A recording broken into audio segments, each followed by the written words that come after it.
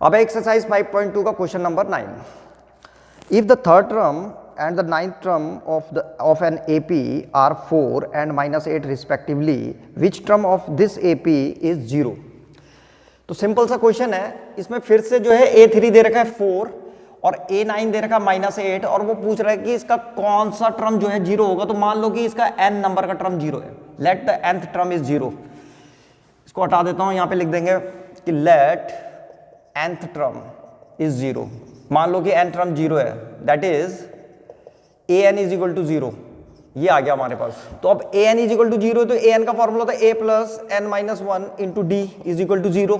तो n निकालना है हमको, तो इसके लिए हमें a और d चाहिए। तो पहले हम क्या करेंगे, यहां से, यहां पे हमें दे रखा था a3 कितना है, a3 इज इक्वल टू 4। तो a3 को लिखा जा सकता है a plus 2d is equal to 4। Equation number first बन गई है। यहाँ पे 3 था, n की जगह में कितना है 3, तो n माइनस 1 कितना हो गया 3 माइनस 1 2, तो सीधे लिख देते हैं a प्लस 2d। ऐसी यहाँ पे जो दूसरी इक्वेशन बनेगी यहाँ से बन जाएगी a9 इज इक्वल टू -8 से, a9 इज इक्वल टू -8। तो इस a9 को क्या लिखेंगे, a plus 8d is equal to -8। यही वाला फॉर्मूला फिर से n माइनस 1 इंटू डी लगा दिया। n की जगह में 9 रखेंगे तो 9 माइनस 1 कितना होता है 8। तो ये बन गई हमारी इक्वेशन नंबर 2। और फिर से जो है अब क्या करना है, इन दोनों इक्वेशनों को सॉल्व करना है और यहां से a और d की वैल्यू निकाल करके इस वाली इक्वेशन में रख देंगे, तो हमारा आंसर आ जाएगा। तो शुरू कर रहे हैं इसको। मैं इक्वेशन नंबर सेकंड में से इक्वेशन नंबर फर्स्ट को माइनस कर रहा हूं। तो यहां पे लिख देंगे फ्रॉम फर्स्ट एंड सेकंड। तो पहले सेकंड को लिख रहा हूं, a plus 8d is equal to -8, और इसके ठीक नीचे इसको लिख देंगे a plus 2d is equal to 4, a plus 2d is equal to 4, और इन दोनों को सब्ट्रैक्ट कर दो, सब्ट्रैक्टिंग। तो माइनस माइनस और यहाँ भी माइनस हो गया, ये कैंसिल हो गया। 8d माइनस 2d कितना हो गया 6d, और यहाँ पे दोनों नेगेटिव है तो माइनस का 12 आ जाएगा।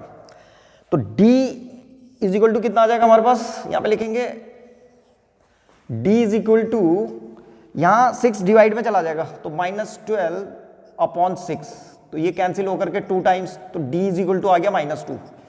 अब d की वैल्यू को इक्वेशन नंबर फर्स्ट में रख रहे हैं, तो substituting this value in equation number first, substituting this value in equation number first, ये आ जाएगा हमारे पास a प्लस 2 और d की जगह में आ जाएगा -2 इज इक्वल टू 4। ये कर दिया, तो ये जाएगा a और -4 इज इक्वल टू 4, और ये 4 में आ जाएगा तो प्लस का हो जाएगा, तो a is equal to 4 plus 4, तो a इज इक्वल टू 8।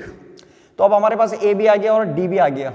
अब हमें बताना था कि इसका जीरो वाला जो टर्म होगा उसका नंबर कौन सा होगा।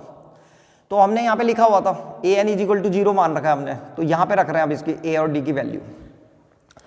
तो now a plus n minus 1 into d is equal to 0, तो a की जगह में कितना रखेंगे 8 प्लस n माइनस 1, और फिर से इस d की जगह में कितना आ जाएगा -2 इज इक्वल टू 0। इस 8 को उस साइड भेज देंगे तो ये माइनस का 8 हो जाएगा वहां जाकर के, तो ये जाएगा n minus 1 -2 is equal to -8। अब ये -2 यहाँ इंटू में है तो यहाँ जाके डिवाइड हो जाएगा, तो ये जाएगा n minus 1 is equal to -8 upon -2, minus से माइनस कैंसिल और 2 4 जा 8, तो n minus 1 is equal to कितना आ गया 4, तो n इज इक्वल टू आ जाएगा 4 प्लस 1, तो इज इक्वल टू 5। तो इसका मतलब ये हुआ कि जो इसका फिफ्थ टर्म होगा वो 0 होगा। तो यहाँ पे लिख देंगे therefore fifth term of AP is 0।